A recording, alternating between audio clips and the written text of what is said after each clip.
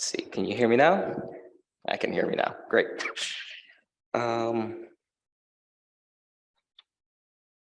Let's see. Perfect. Yeah, so apologies to those of you who've already heard some version of this, but I wanted to talk about some work that I've been doing with David Shee in Rutgers as well, some collaborators, Jeff Dror and Nolan Smith at Santa Cruz, and Stephen Taylor at Vanderbilt. This is going to be kind of another talk on kind of astrophysical applications of machine learning, although most of us come from a high energy physics background, and we're kind of just kind of barging our way into this field and seeing if there's something that interesting that we can say. Yeah, so kind of just to set the scene. So what am I interested in here? It'll be kind of looking at signals from pulsars and seeing how we can use machine learning to use these to identify gravitational waves. So the basic idea of what's first, I'll spend a little bit of time walking through why pulsars are useful to look for gravitational waves to begin with. So kind of just some basic facts. Pulsars are these kind of nearly black hole systems where you end up with a rotating neutron star at the center and a kind of a radio beam coming out of the poles of the magnetic poles of the rotating star, as a result of which it's constantly radiating electromagnetic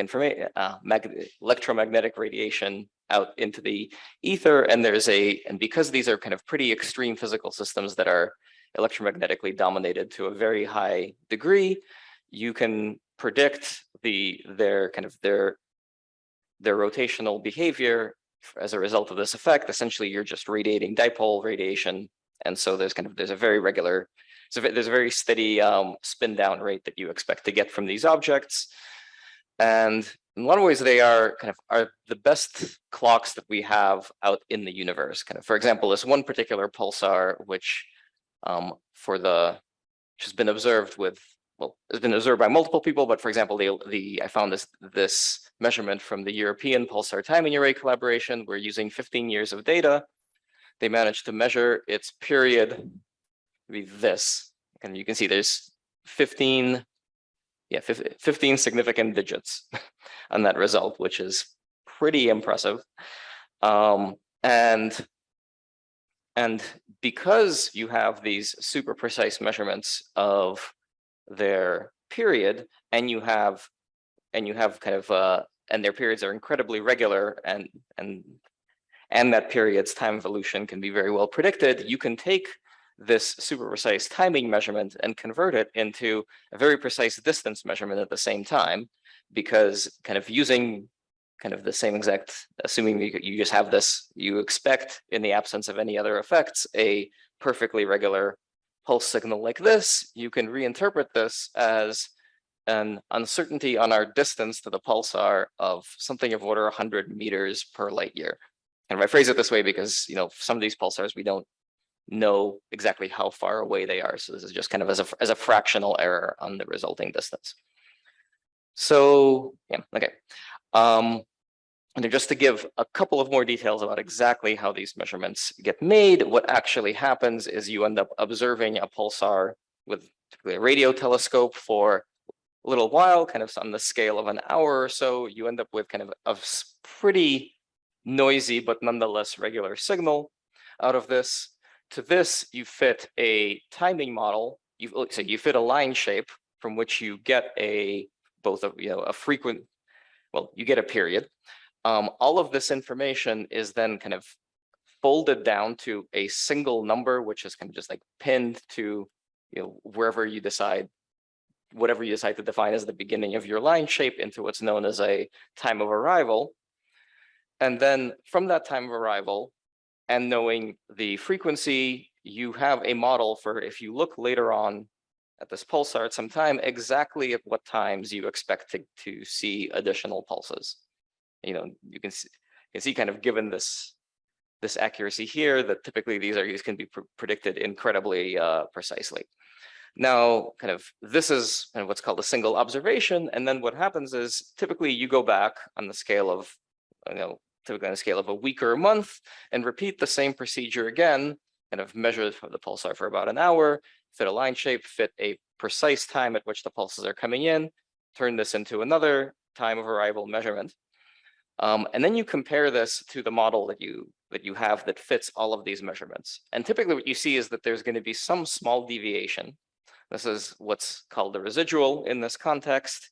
And it is from these residuals that you want to get some sensitivity to anything that is not kind of the spin down of the pulsar itself. So why is this useful in this context that I'm talking about here? Well, given that you can interpret these measurements of the pulse frequency given that you can interpret the measurements of the residuals as some sort of distortion in the length of the pulsar that you're seeing, you can imagine there'd be some sort of gravitational wave effect on those, because the gravitational wave would in fact induce a distortion of space-time in between us and the pulsar. And in fact, kind of this observation was made a long time ago. And in fact, it was noticed that the way that you would convince yourself that what you actually have are gravitational waves is that not only would you see this temporal distortion, but the distortions would be correlated across the sky, because some part of the gravitational wave is distorting space-time locally around the Earth, and therefore it would be affecting all of our length measurements to all of the pulsars in a correlated way. And this correlation was first derived by Hillings and Downs back in '87.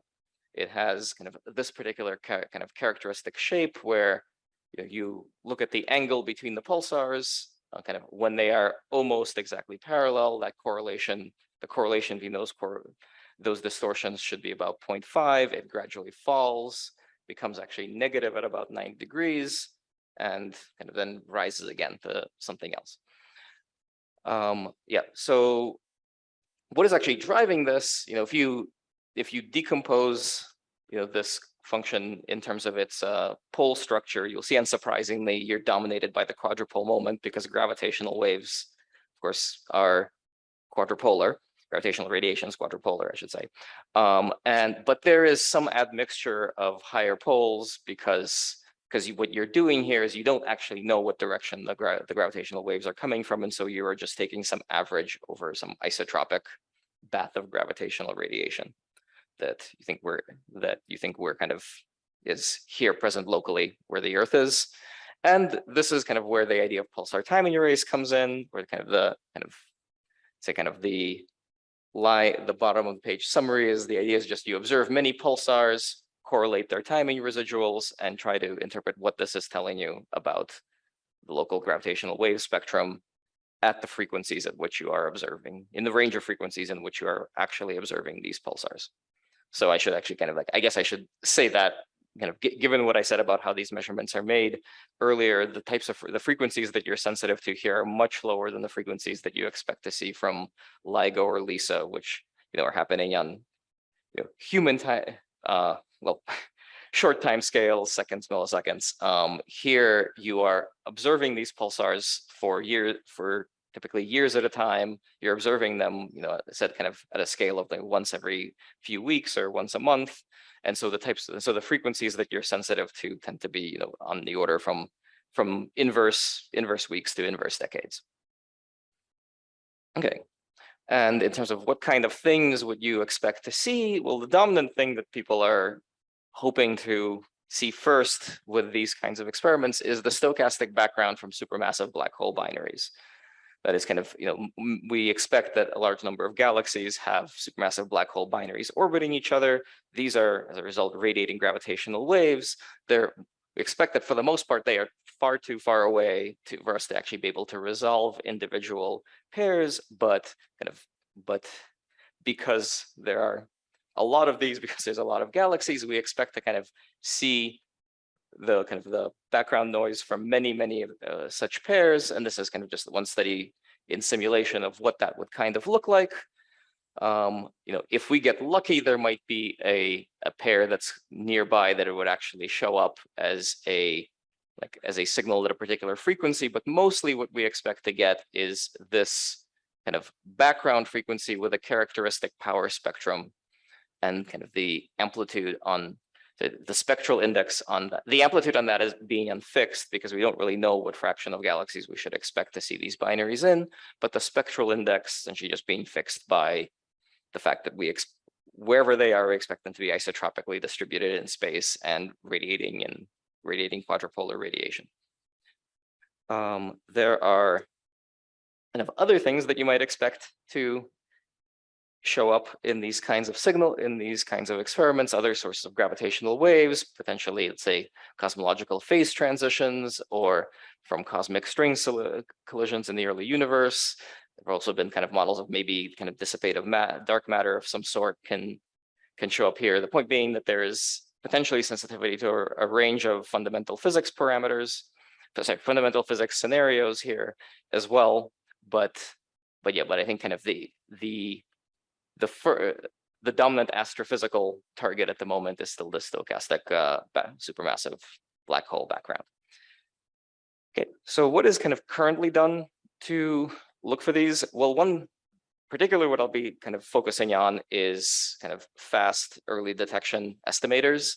So in order to deal with this problem, what gets done currently in the field is kind of an approximate maximal likelihood estimator approach that is kind of this object that is somewhat misleadingly termed the optimal estimator. The basic idea is just really to try and do MLE, which you can't really do, and so you end up making some approximations. The idea is that you start with some number of residual measurements. You have, these are all kind of these are all, you just interpret them as Gaussian noise. So you can just write down the likelihood for this as, you know, some very high dimensional Gaussian distribution, where what's going into this, you have a correlation matrix, which is a function of your gravitational wave signal, but also there's a bunch of kind of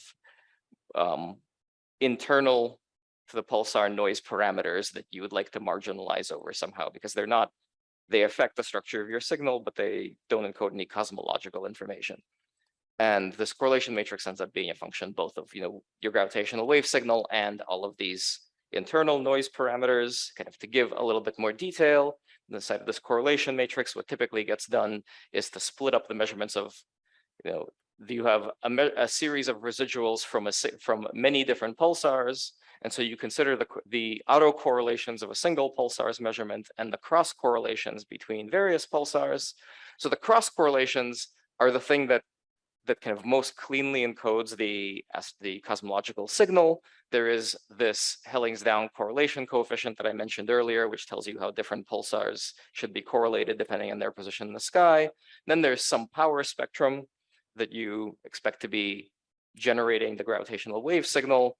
You just kind of, you compute its temporal correlation from the power spectrum. The autocorrelations are a bit more complicated, so I didn't even really try to break them down in detail here. There's typically what gets done is there's a white noise source plus some red noise model for the pulsar, plus also kind of just the autocorrelations themselves also carry some information about the gravitational waves.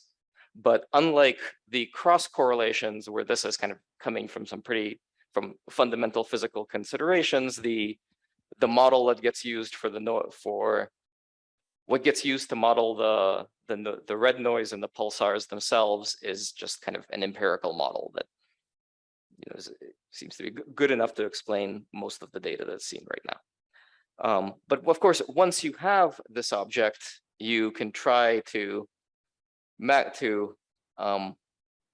maximize the likelihood. This you can't actually do exactly, and so what you end up having to do is to maximize a linear approximation of this likelihood, where you assume all of the cross correlations are small and you expand in that limit. But once you have this linearized maximum likelihood approximation, you can run kind of your standard battery of frequentist tests. You can use this for hypothesis testing. You can use this for parameter estimation. But should point out, the only thing you can actually use this for parameter estimation is if you have, sorry about that, is if you have a a parameter that it easily drops out of this likelihood. So for example, the overall amplitude, you can use this object for parameter estimation because it's just kind of an overall coefficient that is multiplying all of the cross correlations. But something like, let's say, kind of, I mentioned that sorry, that this is the prediction from GR for the spectral index.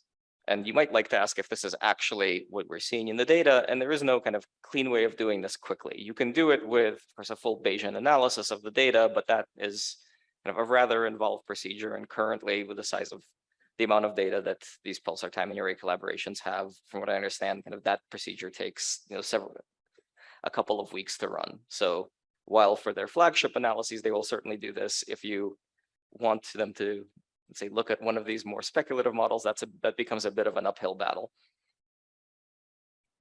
Okay, so again, so this is kind of the standard, the current state of the non-machine learning analysis. And so kind of where we came is what can we actually, is to start to ask the question of what kind of questions could we ask if we could actually just ask, what is the full set of questions we might want to ask about this data? Well, one is, of course, kind of this stochastic supermassive black hole binary background. How do we characterize it without making any of the assumptions that I just mentioned? But of course, there's other questions that you can ask. You can ask, are you actually seeing the structure of correlations that you expect from general relativity? And can you estimate, can you break that down as some sort of direct measurement, let's say, of the multipole coefficients of the correlation function? Also, you can ask kind of, can I do some sort of joint measurement of both the stochastic background and maybe some isolated binary backgrounds that I hope to eventually be able to pick up on top of that. And, well, I already mentioned kind of some of the more exotic signals you might expect to see. How would we actually go about constructing fast estimators for those? And kind of, I'll talk to you right now about how we have some answers to the first set of questions, and we're starting to think about what, which of these other boxes might be kind of most useful for us to also start thinking about as well. Okay, so the basic tool that will end up being used here is just the idea of recurrent neural networks. So the reason why we came on this is that the measurements here, as I mentioned, that you have are a series of time of arrival measurements from pulsars, or which you could then convert into residual measurements. And these can be naturally viewed as a sort of sequential multi-series data. And recurrent neural networks are structured precisely to actually learn summary information about series data of roughly this form, encoded in the hidden state of the network. With the basic idea being kind of like, this is the standard kind of picture of what a recurrent neural network does that you oftentimes see. But I think the way to understand what's actually happening there is to take this loop and unfold it and imagine the state of the network as a function of time, where by time I mean the time series data that you're feeding in step by step. So the idea is that you have some hidden state, you have some input. These two things get combined in using some learned function to provide both an output and to provide a different function that then learns to update the hidden state. And you repeat this procedure over and over again, with the idea being that actually this thing produces two different types of output at the same time. One is some sort of time series that is a transformed, well, some sort of time series that has kind of the same length and structure as what your inputs do. And this is kind of a natural thing to look at if the output that you want is also a time series itself. But if what you want is some sort of summary information about the entire time series, it's oftentimes much more natural to look at the state, what the structure of the hidden state is at the end of this process. And kind of the most basic version of this idea pretty much just does exactly what I said here, laid out here, where you just have a hidden state and input. There's some sort of nonlinearity that goes through. You get some output and some hidden state. There are more complicated versions of the same idea, one of which is actually the one that we use in our concrete implementation, known as a long short-term memory. If you want, I can tell you more details about this, but the general kind of like big picture here is that you have multiple structures which act as gates, which are designed to kind of allow you to keep track of longer term correlations in the data, because you have the ability to kind of only update the hidden state when something particularly interesting is showing up in the input.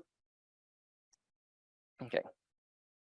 But on top of kind of the fact that these things are really sequential, that the data that's coming out of these pulsar timing arrays can be thought of as sequential data, these pulsar timing arrays also have to keep track of various auxiliary information, mainly kind of all of this data about the noise profiles of the pulsars themselves that I mentioned earlier, that we would like our algorithms to somehow be aware of. And in the kind of the approximate maximal likelihood approach, you directly build this information in as parameters that you get to kind of optimize and use as an input to your likelihood. And we would like to kind of have some version of the same for our approach, but just kind of feeding in the residuals themselves, that there doesn't need to be, there's no way to directly do that. So instead, what you kind of, well, not instead, actually, in addition, kind of we borrowed a trick that's actually reasonably well known, at least in the high energy world at this point, which is just a parameterized regression. The idea being that you have some part of the network that is actually processing the time data exactly as I said before, and then you have another part that in parallel takes some number of inputs, which we use, for which kind of we use a number kind of, well, we use the maximum likelihood fits of the red noise parameters of the pulsars, which that is the information that actually varies pulsar to pulsar in these observations, and we just use those as an input to the network itself. And so we say kind of combine, all of this time information plus this information about what we already know about the red noise profiles of the pulsars in order to predict some information about the gravitational waves, which in this case, in this kind of explicit example of one of the networks we used, what we're putting out is the magnitude of the stochastic gravitational wave background plus also its spectral index at the same time. And here, unlike the likelihood approach, we can just do this. We can ask for whatever parameters we want that we think are describing the data. Okay. Kind of just to give an idea of what sort of data it was that we generated. This is the data set that we've been using kind of for development of our methods. We borrowed some pulsars from the we borrowed some pulsar properties from the Nanograph collaboration, their latest 12.5-year analysis, looking at their top 5 pulsars and actually using the measurements kind of at the true Nanograph observation times. So if you look this is actually what kind of the observing cadences in the real data look like. Despite the fact that I said you observe them regularly, you see that kind of in practice, there's actually some non-uniformity there. And in how often this has been happening, as the collaborations go on in time, they add more and more pulsars to their kind of observing runs, and so you see some of them only appear halfway, and they observe them more and more frequently as time goes on. And to generate the training data, we generated kind of a large number of kind of pseudo data sets of the kind, that had the same general structure as the Nanograph 12.5-year data set, but generating both gravitational wave signals for a range of different parameters and also kind of a range of different red noise profiles for the pulsars. There's this detail about projecting the residuals to remove the timing model information that, if you're really interested in the technical details, I'm happy to get into. And to kind of have an apples to apples comparison instead of to what we fed into the input parameters of the network, instead of using the exact red noise parameters for the pulsars. What we did is we estimated those kind of using just plugging in the maximal likelihood estimators of those by, exactly maximizing the likelihood of the kind of the autocorrelation measurements themselves and nothing else. All right. So then what we get out to kind of compare to what the standard approach gets, kind of this is the one place where I think there's an apples to apples comparison to be made. There's this kind of so-called optimal statistic that I mentioned earlier. And we have kind of our LSTM approach. You can see kind of this is just a plot of the recovery of the amplitude of the injected gravitational wave amplitude versus recovered amplitude at high At large signals, they agree. At small signals, they start to disagree. But actually, if you look, if you try and ask yourself, where does this correspond to a discovery? Well, we just generated some data with no gravitational wave signals in it, plotted the distributions of the outputs of these two estimators in order to set a kind of a discovery threshold. And you see that that really, as a detection statistic, they have about similar sensitivity. You start to get kind of good detection for the gravitational waves. In this case, well, the units don't particularly matter because this is just a toy set, but let's say in some arbitrary units, 10 to the minus 14. And right around that point, the two do both agree and seem to give kind of similar comparable results in terms of their uncertainties, their variances. And so, but this is, I should say, but this is the only thing that the optimal statistic is specifically designed to do, to make this one measurement for this one particular kind of spectrum. Whereas we're using a kind of a fairly generic network that is able to, in principle, learn any parameter that you want to estimate out of your data. So for example, let's say that you wanted to know more than the amplitude, you also wanted to estimate the spectral index. That's easy to do. It's just changing one parameter in terms of the networks that you train. And so kind of this is what we get out of the network that I showed earlier. Of the red cross, the black cross indicates the true value of the gravitational wave signal. The red cross is what the neural network produces. And on top of that, once you have this estimate, it's actually quite easy to generate uncertainty bands for this, exact uncertainty bands, because all you need to do is at this, given the estimated value of the neural network, just produce more pseudo data and see, and just look at the distribution of resulting outputs from the neural network. This is actually incredibly fast. I should say that, the most costly part of this process is generating the training data for the neural network to begin with. That takes me kind of on my own laptop just a few hours. Everything else here is actually like a matter of minutes. The training takes about 10 minutes. Each of doing this evaluation, including kind of full uncertainties, is also just a couple of minutes. And the only way to do this two-parameter fit that, at least at the moment, the collaborations have involves doing this full Bayesian analysis. So that should be compared to, as I said, to this kind of couple of week long MCMC scan that I mentioned earlier in terms of what actually gets done for the exact Bayesian inference. Unfortunately, this approach, where you just try and predict the kind of some estimated value for the amplitude and the spectral index on its own, starts to run into problems once you start looking at small signals. This is a little bit of a busy plot just to show that kind of for a range of different signal strengths and spectral indices, you get reasonable results. But when you start to look, there's a few results where things don't look so good. And the reason is that these are all happening at very small signals where you don't actually expect to be able to detect a gravitational wave to begin with, but you would like to have some way of setting a sensible limit.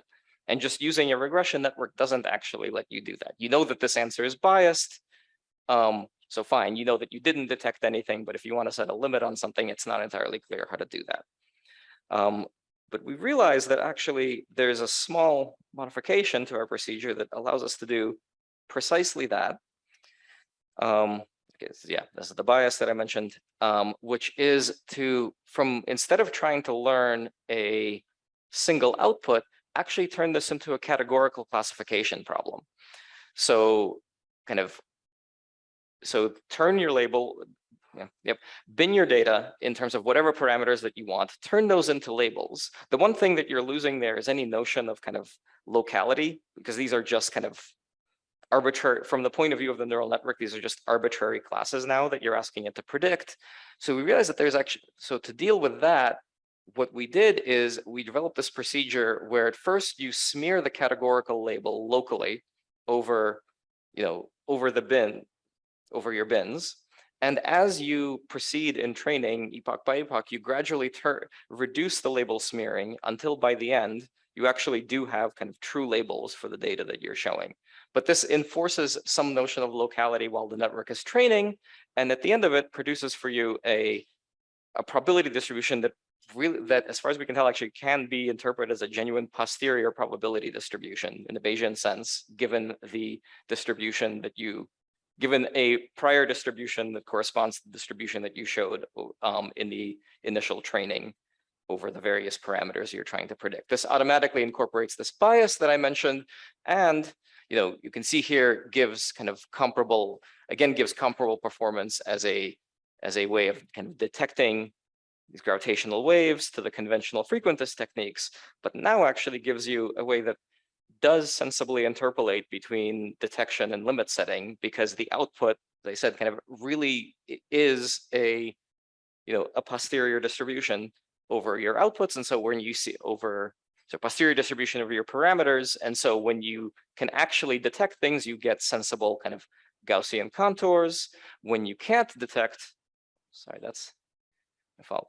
Yeah, up here you have an example of a particularly weak signal, and you get exactly what you'd like, which is it's telling you that the data is entirely consistent with any range of gravitational waves up to the signal strength that it has sensitivity to, and this has kind of the right bias, the right kind of dependence on the spectral index built into it. Yeah. Okay. So I guess I'm both out of time and I'm done. Yeah. The idea is that these methods built on this so-called optimal statistic require both kind of a pre-specified spectral density and for specific parameters, kind of custom designed estimators. On the other hand, this ML approach allows us to kind of be relatively flexible and agnostic in terms of what we want to put out. We're kind of getting very close to having this working in real world PTA data for this specific kind of 2-parameter gravitational wave fit that I mentioned. We just need to scale up to a larger number of pulsars, but there are lots of other directions to move in from here that we are currently thinking about. Thank you. Thank you very much. Questions?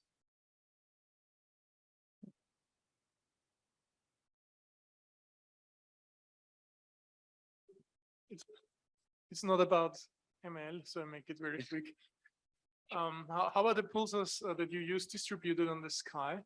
The pulsars themselves are fairly uniformly distributed, but the sensitivity of the pulsars, actually how useful a pulsar is for being able to do these gravitational wave measurements is a somewhat sensitive function of its own internal red noise profile. And so it turns out that there's kind of there's a few pulsars which particularly stand out in terms of how much, in terms of adding more sensitivity to your ultimate gravitational wave limits than others. And those are, it's a small handful. And so those are just, so where they happen to be. My question actually is, where does the sensitivity come from? You have random pulsars, and then gravitational wave passes through the Earth. You essentially pick out the correlation from different pulsars that point into very different directions. Now, would it be useful to if that's possible, to consider pulsars in a small region in the sky, and then would you pick up sensitivity from a gravitational wave that goes along the whole line of sight? Let's say in a large, I think in a large angle of the quadruple nature. So the signal that I talked about here is. I talk about the signal that's somewhere in the cosmos passing through the line of sight. Yeah. So if you had so the signal that I'm talking about is isotropically distributed. Really, you should think of it not as a single wave passing by, but just many very weak waves coming from all directions. And so here, kind of, you want the maximum sensitivity all over the sky so that you can be sensitive to the correlations to the best of your ability. It's possible that you have some strong, if we get lucky, that there is some strong deterministic signal that has a preferential direction. Like, for example, if we do have a nearby pair of binaries, then we would expect to good approximation, just a plane wave to be going towards us from their location in the sky. And at that point, the sensitivity to the signal is very much going to depend on exactly where the pulsars are that you are using to monitor it, and something like what you're saying might be useful. But through the line of sight of the optical one. Sorry, I'm not sure I caught that. What about a gravitational wave that passes through the line of sight of the optical one, somewhere far away? That would give local. That would also give correlated effects on your timing, I suppose. But maybe. Yeah, no, absolutely it would. I think that the point, I'm not sure I'm seeing the benefit in, analyzing data doing a dedicated data analysis of just a few pulsars, in the sense that if there is some angular preference to where your data is coming from, you would already see this in the global analysis once you started to pick things out. Like there is no, what you do is all of the data is in the correlation. So it's not quite like, there's no sense in picking like signal regions quite like there is in high energy experiments.